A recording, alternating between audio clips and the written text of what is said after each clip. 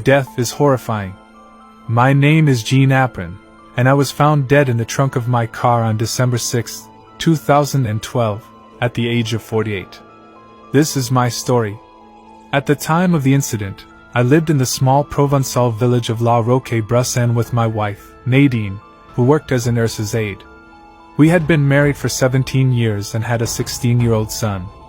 We also had a baby boy who unfortunately passed away at the age of 2.5 months. I worked in a vineyard that Nadine had inherited from her father, and I was considered a local figure in the village. I worked very hard every day to maintain the farm and build my shed, among other things. December 6, 2012, was my last day on earth. I was found dead in the trunk of my car, amidst my vineyards.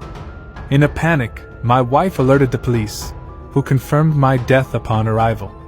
Initially, everyone believed that my death was due to a heart attack resulting from extreme fatigue.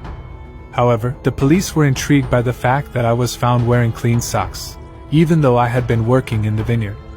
They quickly suspected foul play, and the villagers began speculating about a possible crime motivated by jealousy.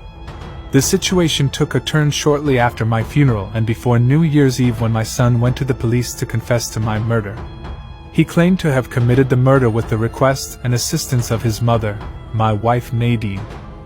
They had, in fact, administered sedatives to me, something that had already been done a few weeks before my death, and then suffocated me with a pillow and strangled me with a belt.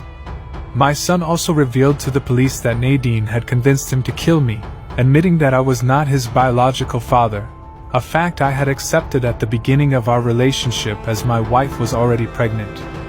Nadine, after also confessing to the murder, despite initially hesitating, accused me of domestic violence towards her and the death of our 2.5-month-old son. However, all of this is false, given that I was not present at the time of his death. In fact, he died from sudden infant death syndrome, according to the expert evaluations. Regarding my murder, Nadine shifted the blame onto her son, claiming he was the mastermind behind the assassination.